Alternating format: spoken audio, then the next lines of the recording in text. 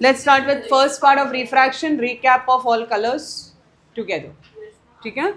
I'll just merge the electromagnetism and spectrum together little just to start with. Electromagnetic spectrum. We have two kinds. One is a visible spectrum and the other one is the invisible spectrum. Okay, for visible spectrum we have the Vibgyor colors, that's a band of colors. Can we start differentiating with respect to their wavelengths and everything? I'll start first, you add on. First one, when we are talking in terms of speed, speed of red is maximum as compared to violet.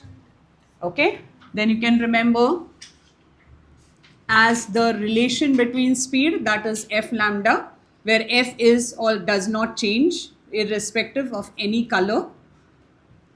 So v and lambda relation is directly proportional. So based on that, again lambda, that's wavelength of red, is maximum to the wavelength of violet. So we have one more point to add in this. Okay, frequency of red as well as violet or any color does not depend on any other factor.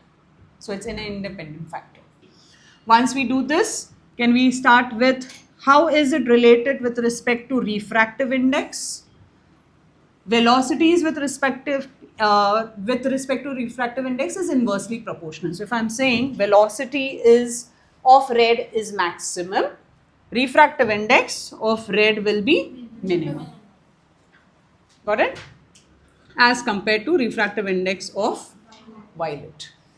One more to add on for this, we can apply the hint as refractive index is 1 upon sine of critical angle. So critical angle and refractive index are inversely proportional. So now tell me critical angle of which color will be less? Index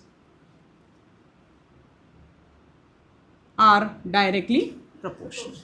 So again, coming to the colors between red and violet, which lateral displacement of which color will be lesser? Red will be lesser to lateral displacement if violet is passed through a glass slab. Clear with this? Let's add one more, angle of deviation. Again hint, can somebody give me a hint of angle of deviation? Angle of deviation and critical angle are directly proportional. So lateral displacement, you can also call it as lateral displacement, directly proportional to critical angle, which in turn is directly proportional to the refractive index again. This is directly proportional to refractive index as well. So I will say lateral displacement with respect to one more, that is angle of deviation. So in case if you want to make it easier, you will remember them as all directly proportional in one group.